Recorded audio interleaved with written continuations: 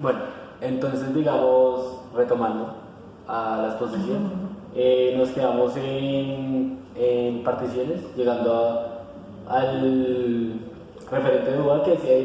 diversificación de representaciones del mismo objeto o concepto aumenta la capacidad cognitiva de los sujetos sobre ese objeto o concepto.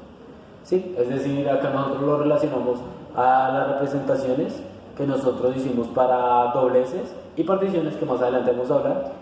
donde para nosotros se nos hizo de mayor importancia la tabulación, la manera icónica y la manera gráfica o ilustrativa que nosotros utilizamos en el software GeoGebra. Para nosotros, digamos, el software fue de mayor eficacia con la tabulación porque nos permitió ver propiedades que con la hoja nosotros de manera mecánica no podíamos observar. ¿Sí? Digamos, ya entrando a particiones nosotros vemos tres partes importantes, como lo observamos, abordamos este problema, que fue la función partición, suma las particiones anteriores y el teorema de Euler. Función partición fue la que menos nosotros trabajamos, ya que, digamos, esta fue la que varios grupos mencionaron, más fue como la encontraron y no la especificaron porque no sabían de cómo salía. Nosotros la mencionamos porque esta es una de las partes que está implícita en el teorema de Euler. Entonces, digamos, la función partición pues es como una aproximación de las particiones de manera exponencial, metiendo a racionales y al número pi para poder hallarlo, ¿sí? Donde n tenderá a ser infinito. Digamos, esta función partición lo que nos va a dar es una aproximación de las particiones de los números enteros, ¿sí? Entonces, digamos, ya entrando a la suma de particiones de los números anteriores, que fue lo que más nosotros abordamos como grupo, era ver cómo las particiones de estos números,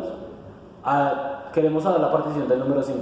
Para saber la partición del número 5 lo que vamos a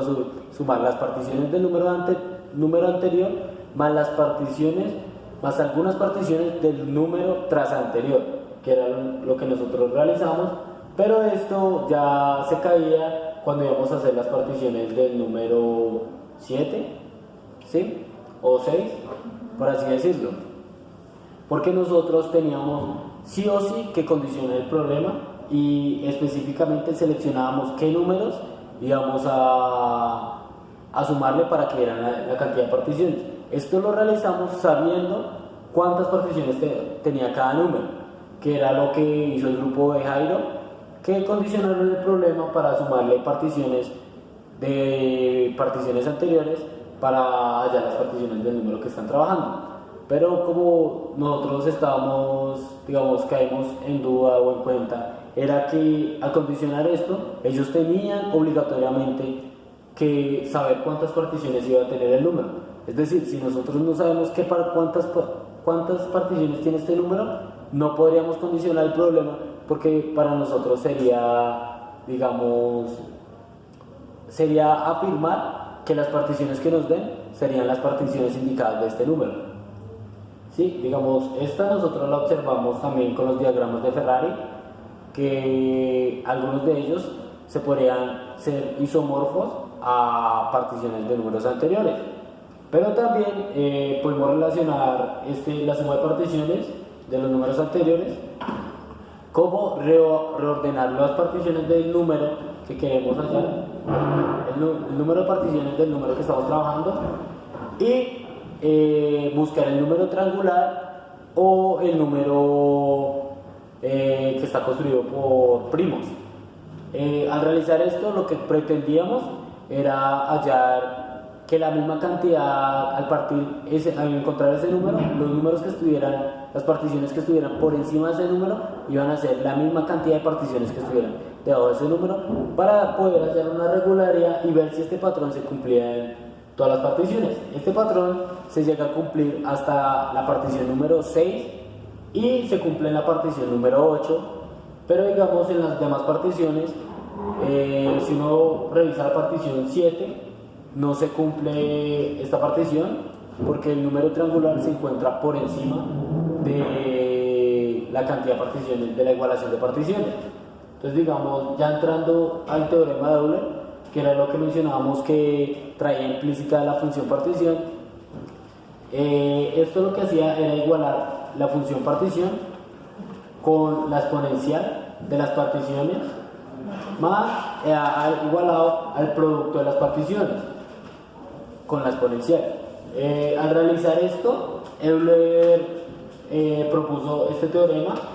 para hallar las particiones de los números, dando unas condiciones de números que se le debían sumar o restar al número al cual se le querían hallar las particiones.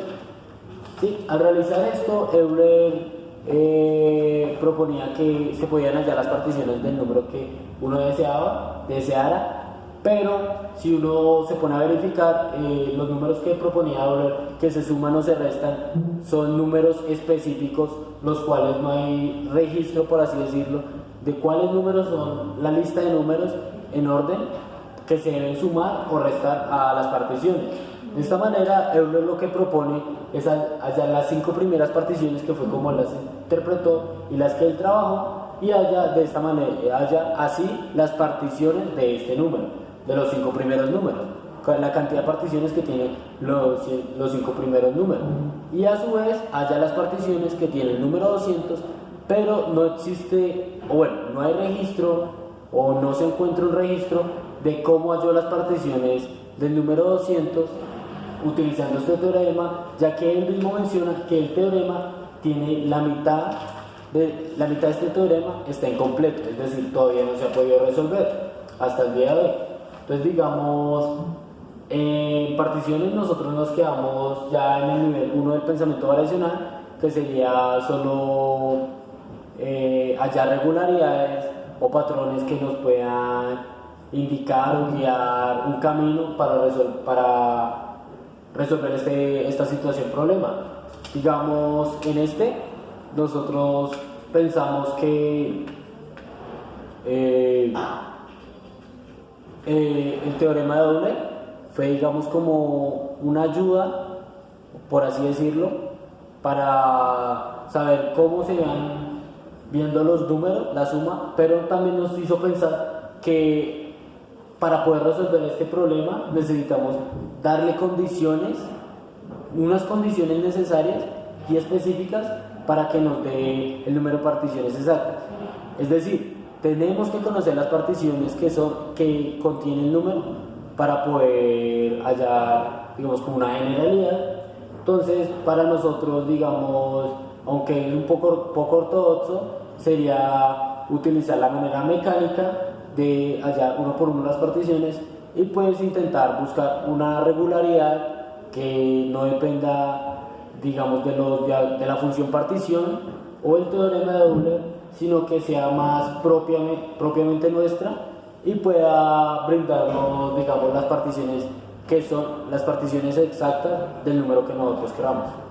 Digamos que ya así como para finalizar, lo que queríamos era hacer como el énfasis de cómo a partir de las interpretaciones nosotros llegamos a mirar, digamos, el proceso que teníamos respecto al problema.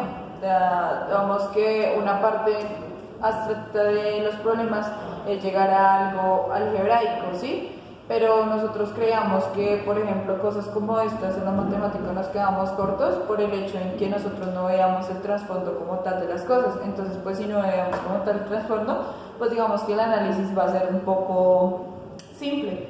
Y ya respecto a esto, pues hay algunas cosas que toca el libro de gráficas y funciones,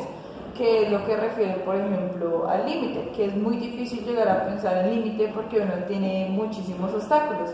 que es algo que en la exposición de los compañeros de ciclo 4 van a tomar, que son todo lo que tenga que ver con el infinito, con los ligados a conceptos de función, desde lo geométrico, que es lo que nosotros teníamos. Entonces, por ejemplo, cómo es que uno llega a mirar que una magnitud sea variable y la otra sea constante, ¿sí? Por ejemplo, y cosas así. Entonces eso era como más o menos el análisis que nosotros hicimos de dobleces y particiones, y ya.